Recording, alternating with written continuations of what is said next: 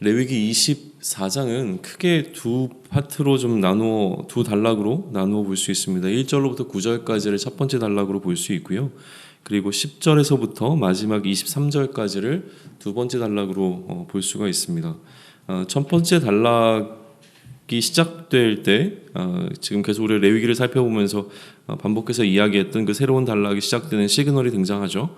그게 1절인데 여호와께서 모세에게 말씀하여 이르시되 라면서 새로운 단락이 또 시작되고 있습니다. 첫 번째 단락은 성소를 관리하게 되어지는 두 가지 주제에 관해서 좀 다루고 있습니다. 첫 번째는 무엇이냐면 등잔불을 어떻게 관리할 것인가에 관한 내용인데요. 2절과 3절 또 4절에서 이 등잔불에 관한 내용을 좀 기록하고 있습니다. 그리고 등잔불과 아울러서 또 다른 한 가지는 진설병에 관한 것이에요. 5절과 6절을 보시게 되면 이제 고운 가루를 가져다가 떡 12개를 굽고 각 덩어리를 12분의 2 에바로 하여 여호와 앞에 순결한 상 위에 두 줄로 한 줄에 6씩 진설하고 라고 되어 있어서 결국에는 이 떡을 올려놓는 것인데 진설한다라는 표현을 좀 사용하고 있죠. 그러니까 진설은 우리가 일상적으로 사용하는 건 아니지만 차례를 지내시는 분들이나 제사를 지내시는 분들은 진설한다는 이제 표현을 좀 사용하게 되어지는데 하나님께 올려드리는 그 상에 이렇게 6개씩 배치시켜 놓는 것을 이제 진설하기 때문에 이 떡을 가리켜서 진설병이라고 우리는 흔히 부르게 되어집니다. 그렇게 하나님께 올려드리게 되어지는 또 이스라엘 백성들을 상징하는 12개의 이제 떡을 그 진설대 위에 이제 올려놓게 되어지고요. 그리고 난 다음에 거기에 이제 유향을 올려놓게 되어지는데 이 유향을 빵을 대신해서 하나님께 태우게 되어집니다. 그러니까 이제 유향이 빵 대신 하나님께 화제로 태워지게 되는 것이죠. 그것을 7절에 기록하고 있고요.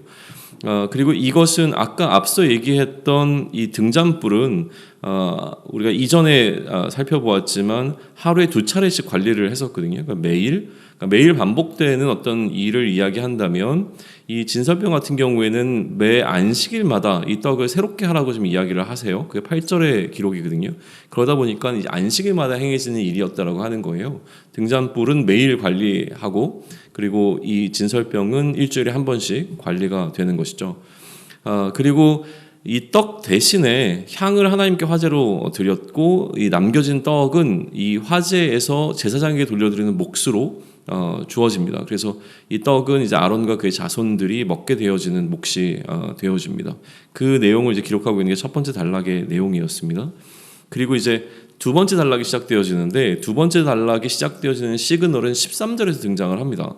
13절을 보시면 여호와께서 모세에게 말씀하여 이르시되라고 되어 있는데 그 중간에 이제 10절과 11절, 12절이 기록되어 있어요. 그러니까 이 지금까지는 한 번도 등장하지 않았던 새로운 패턴이 등장하고 있는데 뭐냐면 13절에서 새로운 단락을 시작하기 전에 이 단락의 배경이 되고 있는 내용을 먼저 기록하고 있다는 거죠.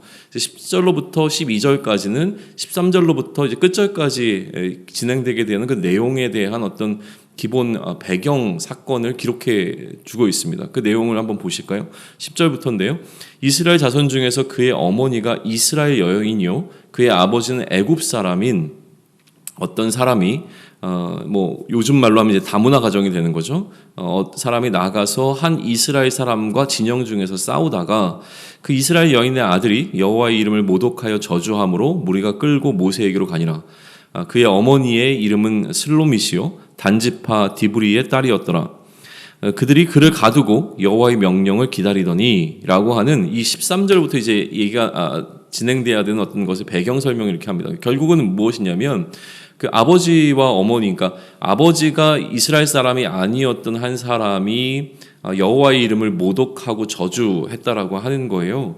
그러면 이 사람을 이제 어떻게 처리할 것인가라고 하는 것을 하나님 앞에 모세에게로 끌고 나가서 하나님의 처분을 기다리고 있는 상황이 지금 이제 배경이 되는 것이죠. 그리고 하나님으로부터 이 사람을 어떻게 처분할 것인가, 어떻게 처리할 것인가에 관한 내용이 이제 13절로부터 기록이 되기 시작을 하는 겁니다.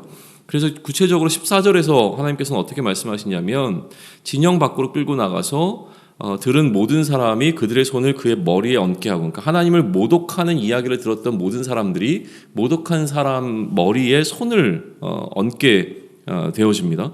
그러니까 이것은 마치 이제 제사를 드릴 때 짐승의 머리에 손을 얹는 것과 같은 것으로 좀 이해가 되어지는 것이 일반적입니다. 무슨 얘기냐면 그 모독하는 말을 통해서 더럽혀진 모든 자들이 이제 그 더럽혀진 것을 이 한 사람에게로 다시 전가시키는 것이죠. 그리고 이 한 사람에게 돌을 던져서 그를 죽이게 되는 것이 하나님께서 내리신 그 형벌이고 처리 방법이라고 하는 거예요. 이 처리 방법을 얘기하고 나신 이후에 15절과 16절에서 이제 하나님의 이름을 이처럼 모독한 것에 대한 엄격한 경고가 주어집니다.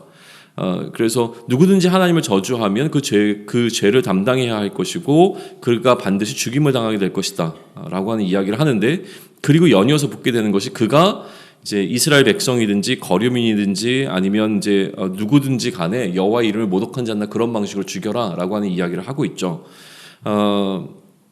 결국 이거는 어떤 사례법이라고 불리나요? 그 케이스가 등장을 한 거예요. 그러니까 어떻게 할 것인가에 대한 한 가지 구체적인 케이스가 지금 등장하고 있는 거죠. 배경적인 설명이 등장하고 난 다음에 두 부모가 한쪽이 이스라엘 사람이 아닌 어떤 사람이 하나님을 모독했으면 어떻게 해야 됩니까? 라고 하는 뭔가 이 케이스를 가지고 나갔을 때 하나님께서 누구든지 여호와의 이름을 모독하게 되면 이제 죽이라 라고 하는 판결을 내리신 것을 이제 보게 되죠.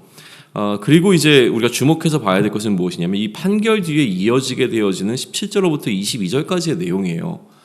이 내용은 이제 뭘 얘기하고 있냐면 흔히 우리에게 좀 어려운, 그러니까 언뜻 들어서는 잘 이해가 안 되는 그 단어로 예전 죄송합니다. 주일학교 때 그랬단 얘기예요. 주일학교 때 굉장히 많이 들었던 이야기인데도 굉장히 어려웠던 단어가 뭐였냐면 동해복수법이라는 말이었죠.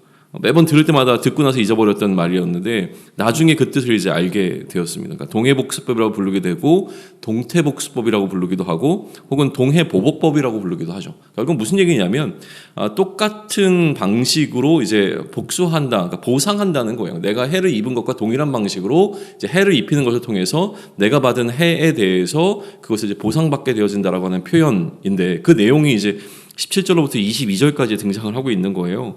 사람을 쳐 죽이면 반드시 그를 죽여야 하고, 짐승을 죽인 자는 짐승으로 갚아야 하고, 그리고 뭐 눈에는 눈, 그리고 이에는 이, 이런 식으로 갚으라라고 하는 게 우리에게 잘 알려져 있는 동해복수법이 되는 것이죠. 손해를 입힌 것에 대해서 그대로 이제 갚아야 하는 것에 관한 이야기를 하고 있는 것입니다. 이게 지금 앞에 이야기 나왔던 여호와의 이름을 모독한 사람에 대한 처리 방법을 이야기하는 그 과정 가운데서 17절로부터 22절이 이어지고 있다라고 하는 사실을 우리는 조금 더 주목해 보려고 합니다. 그리고 나서 23절은 이렇게 하나님께서 판결하신 것에 대해서 모세와 이스라엘 자손들이 순종해서 그 사람을 진영 밖으로 끌고 내서 돌로 쳐 죽였다라고 하는 것, 그래서 모세에게 명령하신 대로 행했더라라고 하는 것으로 오늘 이 전체적인 24장을 좀 마무리 짓고 있습니다. 이제 좀 편집자의 입장에서 다시 한번 24장을 생각해 보시면 좋을 것 같은데, 우리는 이제 모세라고 하는 한 사람이 레위기를 쓸 때 어떠한 방식으로 이제 레위기를 써나갔는가라고 하는 관점 속에서 계속 레위기를 봐왔잖아요. 그런데 이런 편집자적인 입장에서 24장을 볼 때 가장 좀 어려운 장이 24장입니다.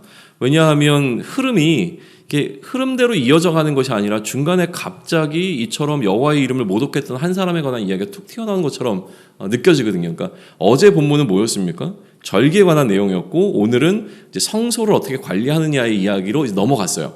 그러다 보니까 절기는 아무래도 이제 성소와 연관이 되어 있으니까 나름대로 뭔가 이어질 것처럼 여겨지다가 갑자기 어떤 이야기가 등장했냐면 어떤 사람이 여호와 이름을 모독했습니다라고 하는 어떤 케이스가 등장을 하다 보니까 일반적인 어떤 좀 뭐랄까 좀 진보적인 것을 좋아하는 학자들 같은 경우에는 이 사례법이 등장하고 있는 이 부분이 후대에 삽입된 것으로 좀 이해하려고 합니다. 왜냐하면 편집적으로는 이해가 안 되니까요. 흐름상으로 매끄럽게 이어져 가야 되는데 매끄럽지 않고 중간에 뭐가 이렇게 걸리는 방식으로 기록이 되다 보니까 편집적인 어떤 관점에서 봤을 때는 이 오늘 우리가 살펴본 두 번째 단락이 나중에 삽입된 것으로 이해하지 않으면 설명이 안 되니까 이제 그렇게 하는 거거든요. 그러나 우리는 조금 더 주목해서 좀 내용들을 살펴보고 우리가 지금까지 흐름을 가지고 왔던 그 흐름 속에서 오늘 본문을 해석한다면 또 나름대로 우리 공동체에게 주는 메시지가 있다고 믿습니다. 한번 보시죠. 22장에서 무슨 이야기, 22장으로 먼저 넘어가겠는데 더 처음으로 가면 너무 멀리 가고요. 보지 않으셔도 괜찮습니다. 22장에서는 어떤 내용이 기록되어 있었냐면 여호와의 이름을 속되게 하지 말라고 하는 내용이 기록이 되어 있었어요. 그러니까 22장의 앞부분과 22장의 후반부에 여호와의 이름을 속되게 하지 말라라고 하는 명령이 이 22장 전체를 둘러싸고 있는 것을 우리는 한번 보았거든요.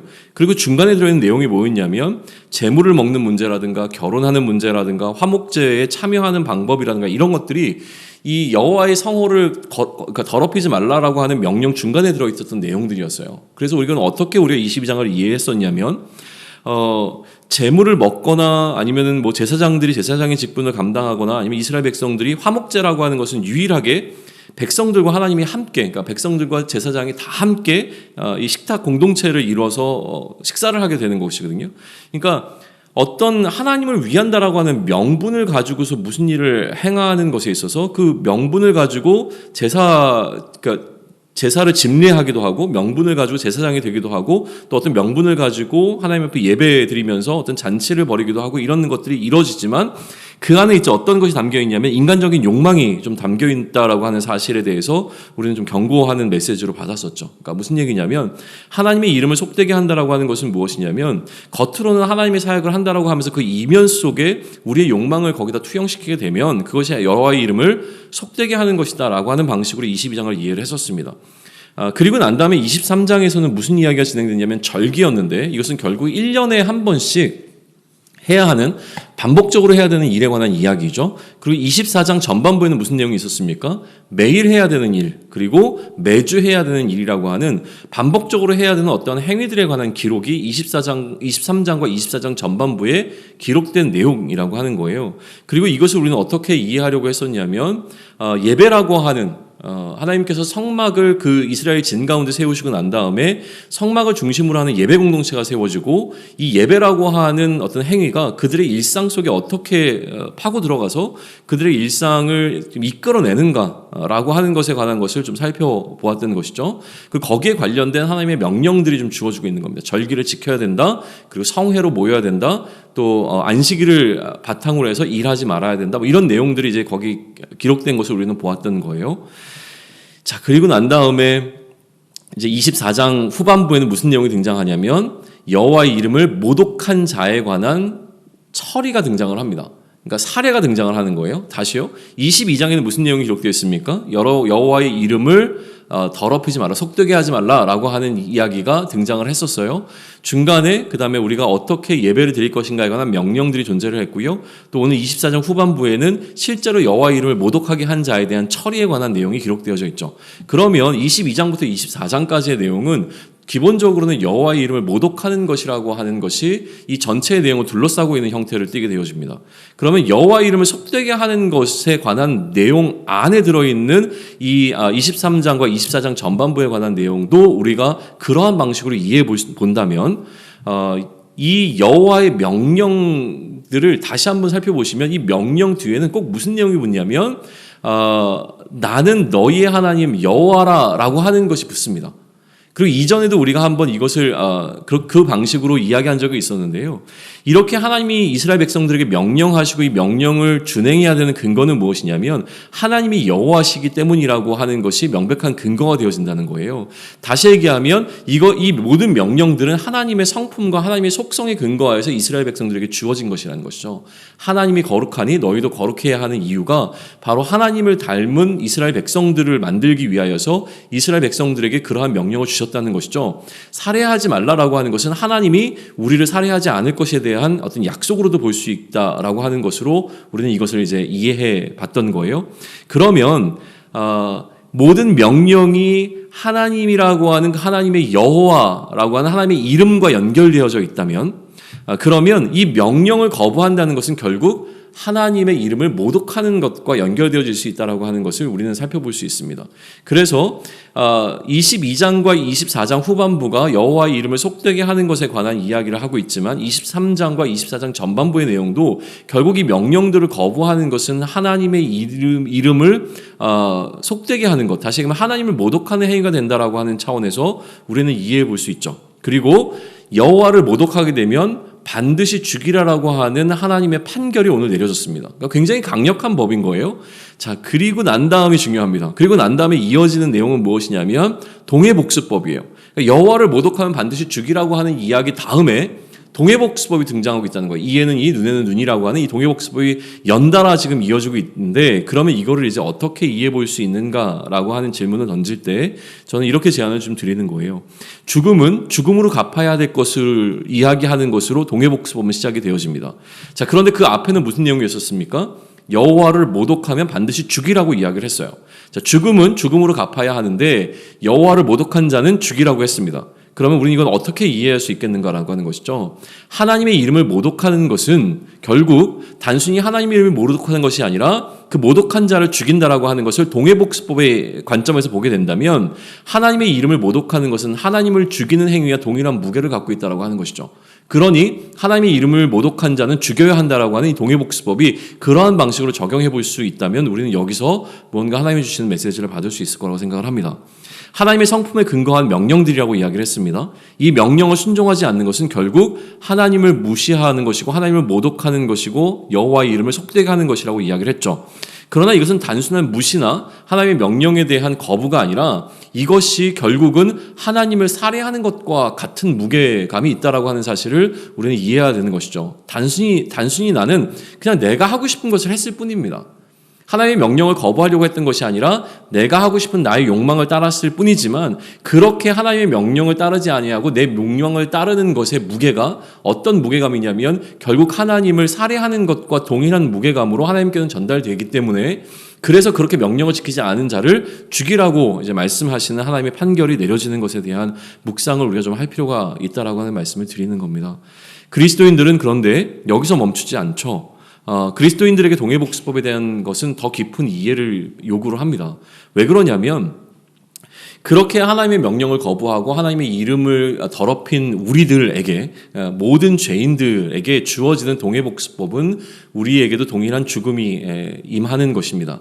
그런데 이 복수를, 이 보상을, 하나님께 올려질 보상을 누구를 통해서 받으셨냐면 그리스도를 통해서 하나님은 받으셨습니다. 결국 우리에게 주어질 이 죽음이라고 하는 판결을 그리스도께서 받으신 것이죠. 그러니 이제는 이 동해복수법의 개념 자체가 복수의 개념이 아니라 용서의 개념으로 바뀌게 되어집니다. 우리가 어떠한 용서를 받았느냐에 관한 이야기로 이 이야기는 바뀌게 되는 것이죠. 그러니까 어떻게 해를 입은 자에게 동일한 방식으로 해를 입히는 것을 통해서 갚을 것이냐의 이야기가 아니라 우리는 그것을 그리스도께서 갚으셨기 때문에 그리스도의 용서라고 하는 개념 속에서 다시 이 동해복수법을 우리 삶에 적용시켜야 되기 때문에 예수님께서 뭐라고 말씀하셨냐면 이제는 너희는 뭐 한쪽 뺨을 때리면 다른 뺨을 돌려대는 방식으로 대해야 된다라고 말씀을 하시는 것이죠. 그러니까 이제는 복수의 관점이 아니라 용서의 관점으로 우리의 삶을 바라봐야 하는 그러한 우리의 시각의 전환이 그리스도의 이 용서의 사건, 십자가의 사건을 통해서 우리에게 찾아온 은혜라고 하는 것입니다.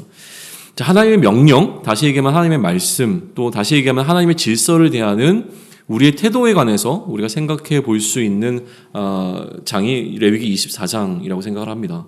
하나님의 질서를 거스르거나 하나님을 나의 욕망을 위한 수단으로 만들어서 나를 위해 사용할 경우에 주어지게 되어지는 형벌은 사형입니다. 사형을 받아야 되는 이유는 무엇이냐면 하나님께서 우리가 이처럼 하나님의 질서를 따르지 아니하고 세상의 질서를 따르고 나의 욕망을 따라서 행동할 때에 하나님이 이 정도의 해를 입으신 것으로 이해해야 되기 때문에 그런 것이죠. 단순히 나의 욕망을 따르는 것이 아니라 그것이 하나님께 죽임이라고 하는 것이 갖고 있는 그 무게감으로 하나님께 상처를 입혔다, 하나님께 해를 입혔다라는 것으로 우리는 이해해 볼 수 있도록 하는 것이 오늘 24장이 우리에게 주는 메시지 가운데 하나입니다. 그렇기에 이제 이것을 우리의 삶에 적용할 때 우리에겐 두 가지가 요구되는 것이죠. 첫 번째는 이 무게감을 느끼는 겁니다. 하나님의 명령을 거부하고 말씀대로 따라 살지 않는 것은 우리가 단순히 그냥 이해될 수 있는, 우리의 연약함으로 이해될 수 있는 부분이 아니라 그러한 무게감 속에서 우리가 씨름하고 몸부림쳐야 될 것이죠. 다시 얘기하면 하나님에게 죽음이라고 하는 무게감을 느끼지 아니하실 수 있도록 우리가 해야 되는 것이 무엇인가를 좀 고민해 볼 수 있는 게 이제 첫 번째이고요. 두 번째는 이것으로부터 우리의 용서를 이해해야 됩니다. 우리가 받은 용서가 어떠한 용서인지를 우리는 이해해야 되는 것이죠. 우리는 늘 연약해서 넘어집니다. 그리고 우리에게는 기본적으로 죄가 있죠. 그러나 이것이 그리스도로 말미암아 용서를 받게 되었다는 사실을 우리는 기억해야 하는 것이고요. 그렇게 받은 용서이기 때문에 이제는 우리는 보복하고 복수하는 삶이 아니라 용서하는 삶의 길을 걸어가야 하는 것이죠. 그래서 우리로부터 우리 주변에 예배자로 서 있는 우리에게 우리의 거룩을 위하여서 부정한 자를 끊어내는 방식이 아니라 이제는 용서하는 방식으로 그들을 어떻게 끌어안을 것인가라고 하는 새로운 관점에서 우리의 예배와 우리 공동체의 질서를 다시 한번 고민해 봐야 할 것에 관한 이야기를 오늘 이 24장은 우리에게 던져주고 있습니다. 그래서 이러한 삶이 이 두 가지가 하나님의 질서를 거부했을 때에 일어나게 되는 그 무게감과 또 어떠한 무게감으로부터 우리가 용서받게 되었는가라고 하는 이 두 사실이 오늘 우리의 삶을 이끌어갈 수 있는 동력이 되기를 원하고요. 그것을 통하여서 우리의 삶이 하나님의 보시기에 조금 더 하나님이 닮은 그 거룩을 찾아갈 수 있는 삶이 되기를 축원합니다. 아멘.